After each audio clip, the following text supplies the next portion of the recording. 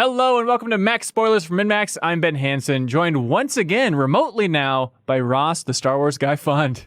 Great to be here. Thanks. Oh my gosh, a lovely home. You seem to have a sun exploding behind you, some sort of atomic bomb like Rogue One going off. I'm not quite sure. Yeah, I got all my best lighting people on this project. Yeah, Jon Favreau is working on it for a little bit. There's going to be a gallery episode coming up. But what this is we're going to spoil and discuss the final season of Clone Wars. You're a huge fan, yes? Yeah, love it. I've probably watched the whole series like 2 or 3 times. So okay, that's great. Super excited that they were actually giving it a true finishing point here. Yeah, and it's all out there now. And so I like Star Wars a whole lot, but I've only watched a couple episodes of Clone Wars here and there. And then you told me, just watch the last 4 of this season, and it'll be a good discussion. So I watched those and thoroughly enjoyed it. So we'll talk about that and then other Star Wars odds and ends, because it's kind of a Star Wars-y week here in pop culture. But I want to point out, if you're watching this on YouTube, first of all, thank you. Thank you for clicking on this or tapping on this. But then also, if you'd like an audio version of this, if you want this discussion in podcast form, along with the Deepest Dive or Game Club on Final Fantasy VII Remake, early access to the MinnMax show, a ton of other goodies, you can support us on patreon.com/MinnMax2Ns and unlock the exclusive audio feed, where this audio will be thrown up there along with all the other Max spoilers, stuff like that. Ross, for years now, I've heard about how cool Ahsoka is. It's just been, the hip, smart people on the internet have always been like, well, you want a real Star Wars story, a real Star Wars character, this Ahsoka lady. And then obviously there was news recently that it looks like Mandalorian Season 2, she's going to be coming into the live-action world with Rosario Dawson. Yeah, seems like a pretty reliable report. Yeah, it's super exciting. And so I always wanted to have a primer on who Ahsoka was, other than just, I see fan art on the internet here and there. And so I feel like the final 4 episodes of Clone Wars are a pretty good primer. Like, if you're in the same camp as me where you like Star Wars and Clone Wars seems too intimidating because there's way too much of it, but you just want a flavor of what's going on here, those last 4 episodes are a good chunk. Now, can you talk about the structure of Clone Wars? Because I know it's an ongoing saga, obviously, and so I was amazed when I booted up the 4th to last episode, and it's like, episode 1. Like, wait, what is this? Yeah. So that's kind of a unique case. Those last 4 episodes were much more interconnected and made to be just watched one after another. And hopefully Disney Plus will, give you that option to just watch it as a whole movie without, the credits in each episode. But there's a lot of 4 episode story arcs in Clone Wars, especially towards the later seasons.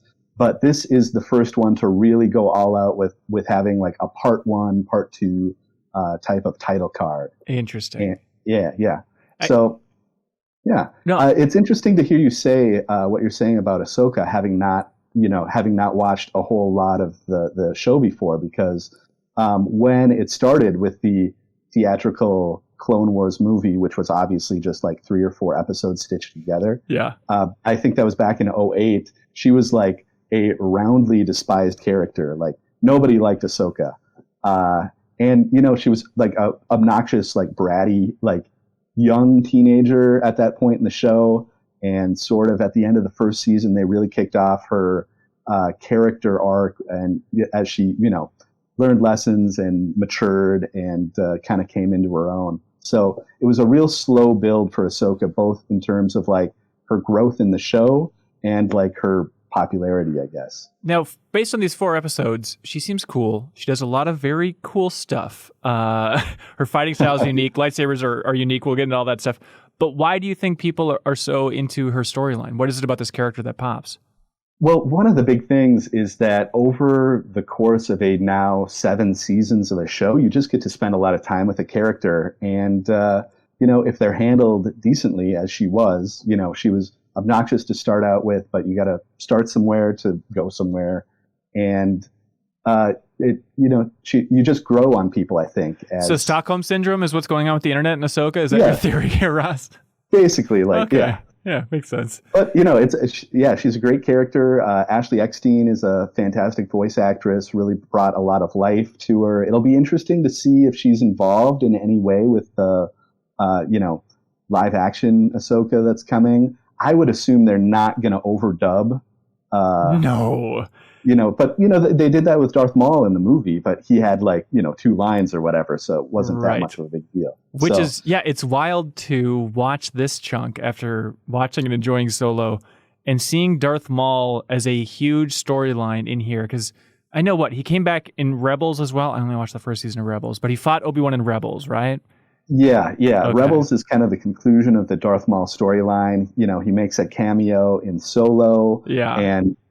And he was, quote unquote, resurrected more or less in Clone Wars, which everybody kind of rolled their eyes at as well. But, the execution was pretty fantastic. So, I think most people ended up forgiving that. Because he's got the big spider legs, and I was expecting that, but no, he's just got normal legs here. But I was so struck, really just going off of Phantom Menace for my Darth Maul knowledge, seeing him in this show. He's like a neurotic Woody Allen character. Where he's like, oh, this Darth Sidious, oh, he's coming around. I don't know what I'm going to do with him, and seen some scary things. It's such a weird version of him. And then it transitions from that to the Mandalorians trying to contain him and basically treating him like he's a Jedi Hannibal Lecter in this thing. It's like, what is Darth Maul at this point? It's such a weird read. Yeah, it's funny because I did notice this. These 4 episodes of Darth Maul, his voice actor Sam Witwer is doing a particularly out there version of Darth Maul. He was kind of, when he first comes back, he's kind of scatterbrained because he was living as a disembodied spider or whatever on a junk planet. But once kind of he gets it together, he's a lot more put together than he feels like in these, where the voice acting was all over the place, and he was up and he was down and he was all around. So yeah, this was a particularly wild vocal take on Maul. And he has a vision of Skywalker, just in general Skywalker. So he kind of becomes obsessed with Anakin, thinking that he's going to be the turning point here, and he's very wary of Darth Sidious. He knows that it's this all-powerful person who's been pulling the strings behind the scenes, a Phantom Menace of sorts. And then he tries to recruit Ahsoka, because it's Star Wars. You got to have that big temptation scene. I mean, I guess we should just zoom out a little bit beyond that. What did you think of the final season of Clone Wars? How did it treat you overall? It was a pretty good season. The final 4 episodes, the final storyline was the big highlight. So It was 12 episodes, 3 different storylines of 4 episodes each. The first one was the Bad Batch arc, and that is kind of your classic Clone Wars. We've got a new clone squad, like a Delta Force, where they've all got a crazy specialty. Like there's a Rambo clone, and there's a sharpshooter clone, and a tech support clone. So, and they go on a crazy mission. That's kind of like vintage Clone Wars. There's a lot of stuff like that throughout the series, and that was pretty fun. Those episodes had actually been released as rough but fully voiced animatics. Right. Soon after the show had been canceled, and they figured these stories will never see the light of day, they released that just since it had full voice, just as a bonus on StarWars.com. So I'd watched those back in probably 2012 or something like that, whenever they came out. So is that the only bit? Because I heard this interview with Dave Filoni. I think it was on the Empire Film Podcast.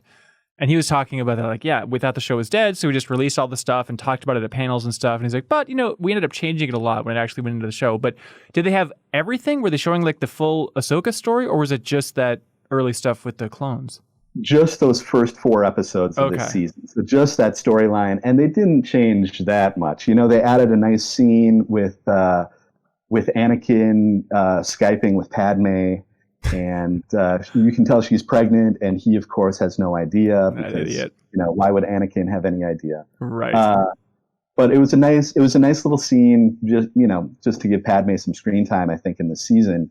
And the most interesting part of it was that you got the impression that Captain Rex, which is Anakin's best buddy clone, who features prominently in those last 4 episodes, he and Obi-Wan are oh, you're secretly calling Padme again, huh? So, so they know what's going on. They kind of had some idea that something was up, which, that kind of makes sense. Yeah. Was there a big revelation for you throughout this entire season? Like, what was the best bit of fan service, or just like the coolest Star Wars tidbit that you learned? Ooh, I mean, there was some fun little cameos that they added in those last 4 episodes. So that you get a brief shot of a very young Kanan from Star Wars Rebels hanging out with his Jedi Master at a part where they're all around the video conference table there. Okay. So he shows up quick. There was Dryden Voss, the Crimson Dawn crime lord, Paul Bettany from Solo. Oh. Maul was talking to him in like hologram form, but he didn't have any lines. It was just like his face. Oh, that's awesome. So that was fun. Yeah, and then just like the little thing where like Maul does the mind grab to one of the clones, that kind of Kylo Ren does that thing. That was cool. He also, Darth Maul basically gets his hallway scene with Vader from Rogue One. That's totally inspired by that. Yeah, where they're running away from him and it's just bedlam. And he's like using metal sheets as a shield as he's like marching towards people. And then as the door is closing, he holds a clone's arm out the door and the door closes on his arm. And classic Star Wars, he gets his arm chopped off. I'm like, hey, this is actually pretty brutal. All right, way to go, Clone Wars. Yeah, Clone Wars does a lot of like dismemberment. There's lots of lost arms. Tons of that kind of stuff happening in Clone Wars. Man, and there was this crazy scene too where it was fast. It was like, wait a minute, what the hell? Where it was after Order 66, which is also a fascinating scene we should talk about. But then there's just a bunch of clones looking at the droids and they're like, toast them. And they all just start firing into the droids. It was like the youngling scene except with those droids. It was brutal. Yeah, those noble droids. They didn't deserve it. Yeah, but and kind of getting back to other connections. Oh yeah. The second story arc, the middle 4 episodes, were not really helped at all by being placed right in the run up to the finale of the series. I think they were originally planned for like season 6, where Ahsoka has just been not kicked out of the Jedi. She left them, of her own volition because they were huge jerks to her. So it's kind of a story about, what does she do now that she's left the Jedi Temple where she's lived all her life, and she kind of meets up with a couple of, teenage sisters who are living off the streets and, doing crimes and stuff like that. And it's good to have that kind of stuff, but, it was pretty light fare, really. It wasn't, there wasn't the drama that you would expect of like the last 10 episodes of the show. Right. So, right. Is that where she met the Mandalorians and that whole storyline kind of came exactly. from? And okay. Yeah, that stuff was kind of shoehorned in there. So that didn't do it any favors, but it was worthwhile as, seeing what Ahsoka did, once she left the Jedi Order and before she came back. I think they needed, to spend some time with her before bringing her back in to meet with Anakin and Obi-Wan. And kind of the main takeaways of it are that she reinforces that the Jedi kind of have lost their way as an organization. Like the philosophy of it is correct, but in practice, they're not doing so well. And, she also reaffirms that kind of her own path is one of, what the Jedi way should be. She's going out and helping people who need her help and that sort of thing. So, and that brings us into that scene in Siege of Mandalore arc where she gets in on the Jedi Council meeting. Yeah. And Mace Windu could have, totally had some crucial intel going into that confrontation with the Emperor or with the, Supreme Chancellor. Yeah. But he's like, oh, you're just a citizen. He's like taking it down on her that she dared to like, question him and leave. Which is fun. I mean, it goes into the very smart play of just showing the downfall of the Jedi in this era for just their confidence, their cockiness. What's the word I'm looking for? The ego, I guess, taking hold of it. Yeah, their hubris. Hubris. Thank you. That's a much smarter word. I thought it was really fun watching just these 4 episodes and realizing like, oh my God, it's overlapping with episode 3. I didn't realize that they'd be so bold as to overlap it, but like they're talking about stuff happening off screen. It's like, wait a minute. Wait, what? That Count Dooku's dead now? Oh, that just happened in the past? It's crazy that they're overlapping these instead of just living in between them. Yeah, I was really expecting maybe the last episode to have a little bit of overlap, but I really thought it was a great choice to have it happening concurrently with episode 3, because it really adds a lot of tension and you feel that ticking clock, because you know that at some point these clones are going to turn on her. Yeah. And the whole lead up to that scene was maybe my favorite part of the whole season. Where she's like saluting with Rex? Yeah, she's talking to Rex. It's on the Star Destroyer. They're really ratcheting up the tension. None of the other clones other than Rex, I think, are talking at all. They're just saluting or nodding to her as they're walking through. And, they're all helmeted. So it's really, it's getting intimidating. It's getting nerve wracking. Of course, we know it's coming. And and just then that final call that happens with the now Emperor and the action that goes on there. I love that whole scene. That seems fun. And of course, she then, it's cool how she's standing like the hologram table and like blocking all the shots for a while and stuff. I mean, such a sucker for any Order 66 stuff. I always want to say Order 1886, but any Order 66 stuff, it's just so fun to see that pivot. You can watch that sequence from Revenge of the Sith so many times. It's still exhilarating. And as somebody who has not watched a ton of Clone Wars, were you aware that Order 66 was like a genetic implant or like something like that, rather than just they get the order and do it? That was the shocking part, and the interesting part is them trying to unpack what is happening in the clones' minds when this actually occurs. Because it's like, even when it first happens, like, okay, is this guy going to go through with it? I don't know what his motives are exactly. Can he resist it? He's not exactly doing like I don't want to, but I have to. But it's kind of like veering in that territory. But has this been building up for a while, the idea that this is embedded in them? Yeah, it was kind of, I guess it was revealed in a season 6 storyline, which was something that was Netflix-only release after the show had already been canceled. Oh, weird. But they had a bunch of episodes that were nearing completion, so, they convinced, I guess, Disney to let them finish them off. There was like 12 or 13 episodes. And so there's a 4-episode storyline where one clone's chip, malfunctions and goes off early, and he shoots a Jedi, and then that's awesome. Yeah, so a fan favorite character clone named Fives is the one to take on this mystery and try to figure out what's happening, and he eventually figures it out that this is a chip that's been placed in every clone when they're fetuses, basically, that will result in them killing Jedi. And so he discovers it, but it's like, when he's trying to tell people about it, they're like, that is crazy. And you're saying only the Chancellor can activate it? What? You're totally nuts. So, he becomes the subject of a manhunt. And, right at the end, he gets shot down. But he kind of, maybe convinces Rex with his dying speech. And that's kind of where it's left.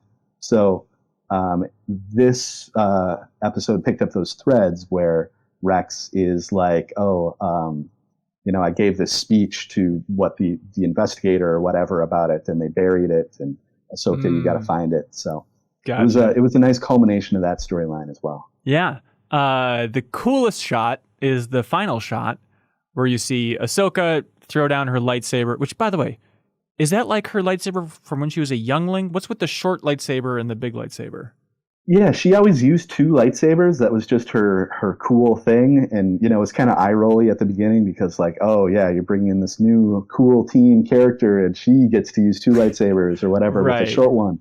But yeah, so she used those. Anakin gave them back to her at the start of this thing because when she left the Jedi, she was like, a big dramatic symbolic moment to get rid of her lightsabers at that point too. So, I like that he was like, hey, I improved these for you just by changing the color to the color I like better. Oh, is that what it was? Like, what color was it before? She had green lightsabers. So it was it's the only difference as far as I could tell was just that he changed the color and he's like, I improved them because I'm Anakin and I know best. Okay. Yeah. He hates green. He hates Luke's green lightsaber too. Yeah. It's disgusted by the color. That's the only reason he's fighting Luke. He just hates the color green. But there's an awesome shot where, she throws in her lightsaber at the end because she's just wrecked by the death of these clones and what her life has become and all this fun stuff. And then it transitions to the future, and you see Darth Vader go over and pick up her lightsaber. And then it's just like, this is the simple Star Wars thrill, is Darth just lights it up, and you see Darth Vader just using a blue lightsaber. It's like, that's just a cool image that I haven't seen yet. Yeah, exactly. And it kind of leaves you wondering, what is he thinking? He's like, obviously he remembers that he gave those to her. Yeah. Is is he taking it as confirmation that she is dead? Because why would a Jedi not take their lightsaber with them? Right. Or is he thinking, maybe she's still out there?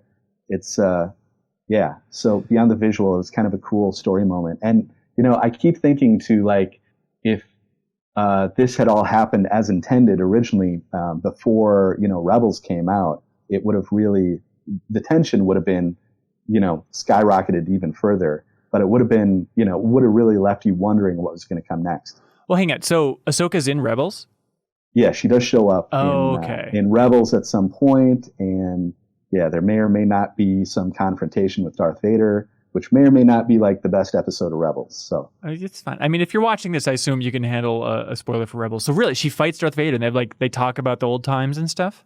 Yeah, totally. They don't really get into a big conversation, but she's still kind of in denial, maybe a little bit, that Darth Vader is Anakin. I think interesting. She has enough information at that point to know what the truth is, and just by what Maul told her that Anakin was being groomed to be Sidious's apprentice, that's enough for her to put two and two together.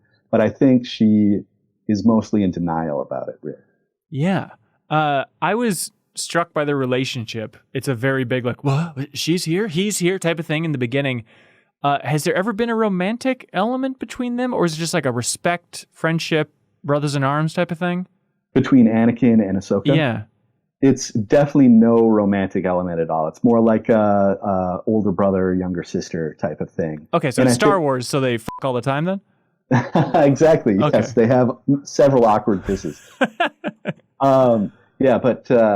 There's actually, in that second story arc in this season, she, they ask her, how'd you learn to fight like that? Because she's using like Jedi Kung Fu, which I love. And she's like, my older brother taught me. So, oh, that's nice. That's what she views it. And she gets a few nice episodes with Padme throughout the series, where Padme is kind of a mentor as well. Oh, right on. I was struck by how cool the fights were overall, like in these episodes. And specifically, I didn't expect it to... the choreography is good, but I didn't expect the lightsabers to look as cool as they do in the animation. I don't know how different it is from... I know there's a visual upgrade overall with Clone Wars with the new era here, but just like the way that all the lightsabers looked so bendy, and then also when they were moving so fast, they'd be really stretched out. It just had a really unique look that was really striking. Yeah, that's... the style of the show has evolved a little bit over time, but they've always looked pretty good in the show. And the action scenes overall in Clone Wars have been fantastic since like season 3, basically. So, there's definitely a lot of good action stuff to check out. One of the things that made these fight scenes so great was for that big Ahsoka versus Maul duel, they got Ray Park to come and do motion capture. Yeah. Did you happen to see the special feature that was on YouTube about that? No, but so he's the original Darth Maul choreographer. Yes, exactly. Yeah, he's the guy who played him in episode 1. The stunt guy, the martial artist, he came back in Solo. He was in the makeup and everything again. But he's still got it. He's got to be pretty old by now. Like, I think probably in his 50s, I would guess. That's just like having Peter Mayhew just like sit in the Falcon, though, right? It's just like a tip of the cap, but practically we don't need this in any way. Come on, buddy. Yeah, but I feel like you could tell in the motion capture fight versus the other fights that it was kind of a real person. There was a lot of like nuance to the motion. Yeah. And I thought it was great. He does some of his classic moves, and he talks a little bit about changing the fight style to account for the clunky robot legs and stuff like that. So yeah, that's fun. I'll have to check out that the thing on YouTube. But on May the 4th, they also released the first episode of what they're calling Disney Gallery. Yeah, it's a weird gallery. I always think of still images, so that's a weird name for a documentary show, right? Yeah, kind of a behind-the-scenes thing. And so it's nice. I think it's really fascinating that they're making it generic. Like, this can branch beyond Star Wars. But if you ever want Jon Favreau, the showrunner for this, to come in and host a kind of roundtable discussion, but Jon Favreau loves his roundtable discussions. Like, did you ever watch Table for Five back in the day? Yeah, he can't get enough of sitting at a table with people. He must be going crazy right now, right? With social my God. isolation. Yeah, he has a full Home Alone, like mannequins are on the table and the train tracks and stuff. But then even like, I don't know if you watch Chef on Netflix. I've never seen Chef. Okay, well, the movie's good, and then also the Netflix show is surprisingly good, but it has a lot of that same format. Like, there's an early episode where he has a bunch of people from the Marvel Universe, which is super fun, like Tom Holland, Robert Downey Jr., and the Russos, I think, are in there. Feige. Nice. But he has them all sitting around, and they're all just, talking shop and talking Marvel. But it seems to be the Jon Favreau format, so it's very fun to have that here. And the first episode is focusing on the directors of the Mandalorian series, kind of walking through their experience and stuff. Yeah, I thought it was great, and I can't wait to see the other, I think, 7 episodes of this. The thing I love most, I love George Lucas stories. So hearing Dave Filoni, who's also the showrunner for Clone Wars and Rebels, talk about, interviewing with George Lucas, and Lucas just going on a weird soliloquy about the Jedi's negotiation style or something like that. How they set their lightsaber down in front of the table and stuff. Yeah. Yeah. I love that whole thing. But I wasn't totally familiar with all the other directors in that, so it was cool to get a background on Deborah Chow and Rick Famuyiwa. I hope I'm saying that correctly, but and his episodes were my favorite of The Mandalorian, so I hope they're bringing him back for season 2. I hope so too. But yeah, focusing too on Bryce Dallas Howard. It's like, obviously she's the actress, so she's going to get more of a focus, but it was interesting just seeing her directing overall. It's like, I'm more interested in watching behind the scenes footage of how Bryce Dallas Howard directs than I am maybe watching episodes of TV that she's directed. But it's like, I think it's a really interesting story. And she talks about how she went with her dad, Ron Howard, obviously, to a dinner once with George Lucas and Kurosawa. Yeah, and then she said that she fell asleep at the table, hanging out with them. You idiot. Fantastic story. Yeah, how dare you, 5-year-old Bryce Dallas Howard. I hate her now. But yeah, I was really struck too, just what a love letter it was to Dave Filoni, and especially like to lead with Dave Filoni. It's such a fun tip of the cap for him, just getting nerdy and talking about his animation history on King of the Hill and Avatar. Yeah, I had no idea he worked on King of the Hill. I was aware of Avatar because I love that show. It's such a great show. Yeah, and he got a ton of screen time, and they really conspicuously placed in that part where he's like, it was like going to school or something like that. Like, he's totally, getting his live action chops, and I'm sure he'll be doing a movie at some point. Yeah, or at least more episodes of Mandalorian season 2 and stuff. But let's try and walk through everything that is in the Star Wars pipeline. So we have Mandalorian season 2, and so that's going to be rumored Rosario Dawson as Ahsoka. Yep. And I wouldn't be surprised if Katie Sackhoff's character, Bo-Katan, who you saw in these 4 episodes, she was the Mandalorian woman that Ahsoka was hanging out with a bunch. Of course. I would not be surprised if she showed up as well at some point in the show. Also, did you see on the 4th that they announced 2 new directors for Mandalorian Season 2? Peyton Reed, who did the Ant-Man movies for Marvel. Oh, weird. As well as like Bring It On and some Upright Citizens Brigade episodes. Yeah. Show that I love. So he's on board, and Robert Rodriguez is as well. What? So, really? That's exciting. Yeah, huge name. I can't wait to see what he does with it. Yeah, for sure. And then also, maybe the most exciting thing for May the 4th is they announced that Taika Waititi, he did 2 episodes of Mandalorian? Just one, just the season finale. Okay, just the finale. But obviously Thor Ragnarok and What We Do in the Shadows, all, good movies. Jojo Rabbit, most recently. But that he's going to be making and directing a Star Wars film in the future. Yes, really happy about it. I love his vibe. And, I think given how much people love that Mandalorian episode he did, that he will have a long leash to do it the way he wants to do it. Yeah, I hope. It's always that thing of so many directors have been canned, but hopefully he's been time tested at this point through the Disney Corporation, going through The Mandalorian and going through, Marvel and coming back for Thor: Love and Thunder. Yes. For all these different things. So I hope he can survive it. Yeah. The only directors who got canned that I really cared about that much were Lord and Miller, who I love, and Solo turned out okay, but it could have been amazing with them at the helm, I think. But like Josh Trank, dodged a bullet there, and Trevorrow too, probably. Yeah, well, Rise of Skywalker, you never know. Yeah, you're a big Jurassic Park guy. Do you love his take on it too, Jurassic World? I don't love them. Here's one reason I like Colin Trevorrow. First of all, his first film was based off YTMND, which, safety not guaranteed, and I love YTMND. It's very important to me.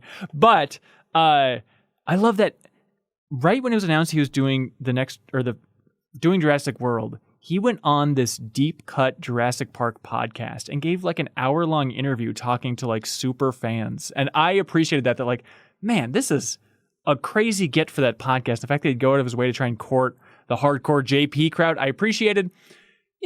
I'm not a hater of those movies, but they don't do it for me. They're all just emotionally stupid and too slick and, not for me. But I respected Fallen Kingdom really going for something, even if it is a mess. So, no, I'm not the biggest fan of his overall. But so super excited for Taika's movie. Then the confusing thing is they said that Kevin Feige from Marvel, the super producer, the greatest producer maybe in Hollywood history at this point, he's producing a Star Wars movie. But outside of that, there aren't really any details yet. So the obvious thing is he going to partner with Taika? Is that what's going on here? I would think that would have been in the announcement if that was it, because there were two separate announcements. They announced Feige at some point, and they announced Taika here, as well as Taika's co-writer for it. So I think if those were going to be the same project, it definitely would have been mentioned. So yeah, I'm assuming they're different ones, and it'll be interesting to see what the next movie is going to be. Is it going to be 2023? Is it going to be, who knows? And which project is it going to be? Because theoretically, Rian Johnson still has a trilogy or whatever on the table. But the longer we go without hearing anything about that, the less likely I think it becomes. And he's doing a Knives Out sequel at this point too, and so I would love to see it. I'm sure a lot of the people on the internet would not want to see it, but I'm rooting for that to happen. I think he's a really interesting, open filmmaker. But that's all we have on the docket that we know. And then in the TV world, it gets complicated. Mandalorian season 2. I think they even confirmed season 3. They're full steam ahead on that thing. They've been talking about a Cassian Andor Disney Plus show for quite a while now. I don't know where they're at with that. Yeah, I think that went into some rewrites at some point in the last 6 months. But like 2 or 3 weeks ago, they did announce new cast members for it. Okay. So I mean, that definitely gives the impression that it's still moving full steam ahead.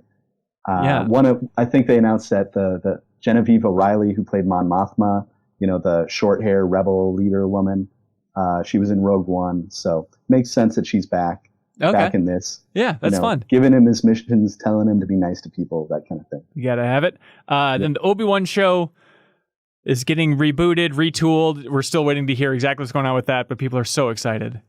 Yeah, it'll be so interesting to see what shape that takes, because is it going to be, my impression was that Obi-Wan was just on Tatooine this whole time, protecting Luke from falling boulders and stuff like that. That's right.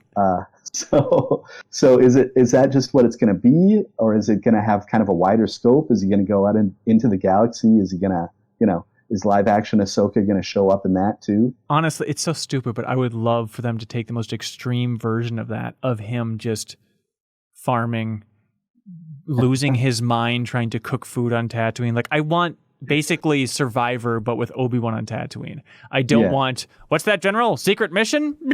Like, I don't want any of that nonsense.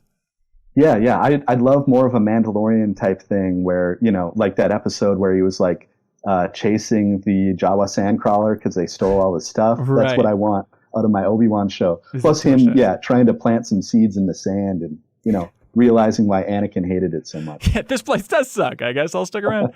And then they announced that Leslie Headland, who's one of the co-creators of Russian Doll, one of my favorite Netflix shows, that she's making what is rumored to be like a female-centric Star Wars show for Disney Plus. Yeah, that's interesting. And it's interesting that it's reported as like a female-centric show, because I would feel like you could just have a show and it could just have a bunch of female characters in it, and you wouldn't need to specify that every time you talk about it. I hear you, but at the same time, you know that internally that's the way it was discussed within Lucasfilm of like, we need that female show. Let's get somebody for it, you know? That's great. And my wife watched Russian Doll, and I saw like 2 episodes of it. And I thought it seemed pretty cool. Did you like it? Yeah, I loved it. Yeah, I think it's really cool. The weird thing too is, along with female focus, is they say something about like an alternate timeline. And I don't know if that's just press copying other press reports and it getting distorted, and it just means like in another era. Because if they're literally, I think the original reporter clarified that he was talking about a different part of the timeline and not an alternate dimension. Thank God. Of thing. Thank God. Yeah. It's so stupid. Yeah, we don't need Legends, material in our live action stuff. Right. And then there's also another mysterious project from J.D. Dillard, who I guess worked on Slight and Sweetheart. I don't know what those are. I am not familiar with either of those. No. And that was reported as a movie, right? Maybe? Well, it guess was ambiguous. We're not sure if it's a TV show or a movie. And he's also working with the writer from Luke Cage. So that's another thing that's floating out there and no one knows what it is. Yeah, that's really interesting. And I was, when I was refreshing myself on all these projects and stuff, I was like, I think I totally missed this one and had no idea that was even something that was in the works. And so who knows if we'll ever even see it. Yep. And so on top of all this stuff, nothing has been announced, but I am sure that there's going to be another animated series starting, maybe at the end of this year, maybe next year. Well, is Resistance over? Yeah, Resistance ended after 2 seasons, which was fine with me. It was pretty underwhelming. Oh. Dave Filoni didn't have much involvement with that one, and it really showed. It was kind of unambitious, and the animation, the look of it was great. It had kind of a cell-shaded look, like Wind Waker, but Star Wars, which was fantastic. But I didn't get into it all that much, so I'm looking forward to seeing whatever might be next. And I know we've talked about this before, but it's still, I'm haunted by it ever since I saw somebody on Twitter a long time ago tweet about it. But just, hey, for the animated show, make an animated show about Han, Luke, and Leia. You could put it somewhere in the original trilogy, right after Return of the Jedi. I mean, if they want attention for an animated series, just do that. It's right there. Yeah, that's great. Or at least, like a Luke Skywalker Jedi Academy type thing or something like that. Oh my God, that'd be so cool. Yeah, with Mark Hamill being such an accomplished and fantastic voice actor, you would think that they would have utilized that connection much sooner. But, I mean, maybe they didn't want to step on the toes of the movies. So, do you think he could do it? I mean, an amazing voice actor, but do you think he could jump back to that era and make himself the 30-year younger version of Luke or whatever it would be? Yeah, it depends on how far the timeline it is. His voice is pretty haggard by this point, right? So... but yeah, so I don't think he could go back and do the original trilogy Luke, but somewhere in between sequel and original trilogy, you would think that would be doable, right? Yeah, I'd hope so. That'd be super fun to see. Well, hey, anything else from Star Wars you want to get off your chest? Hey, that's it. Clone Wars, I'm so glad it got the ending that it deserved, and a nice, because it basically had ended twice already. Yeah. With the season 5 and then, the Netflix add-on episodes in season 6. But this was clearly the planned endpoint for the whole thing, and I thought it really delivered. I was super happy about it, and can't wait to see what they do next. Awesome. Well, hey, Ross, thank you for being here. Your Twitter handle, sir? @AreYouBadEnough. What's going on in your Twitter account these days? Playing a lot of Wall Street Kid for NES. It's either a really hard game or I'm really bad with money. That game sucks so both. Much ass. That thing's terrible. What are you doing? Yeah, it's not good. Have you had 1 ounce of fun playing Wall Street Kid? I liked seeing the list of all the characters at the beginning because I was really excited about meeting the duplicitous boat seller, but I'm not good enough at the game to meet him, so it's been a bust so far. That's a shame. Hey, what are you going to do? Well, hey, thanks so much, and if you enjoyed this video, you might also enjoy some commentary tracks. Ross and I recorded commentary tracks for the entire sequel trilogy. You can find that in the exclusive podcast feed, where also there's audio versions of The Deepest Dive and a bunch of other fun stuff. But hey, thank you so much. let us know what you want from these Star Wars projects in the future in the comments below. But thanks so much for watching, everybody. Bye! Bye. MinnMax is a Patreon about games, friends, and getting better. The Deepest Dive is the best, most thorough discussions about games on the internet. Prove us wrong, please. The MinnMax Show podcast airs every Thursday. Patreon supporters vote on what we stream every single week, and a whole lot more. Give us a shot, try subscribing to the YouTube channel, and we hope we can win you over.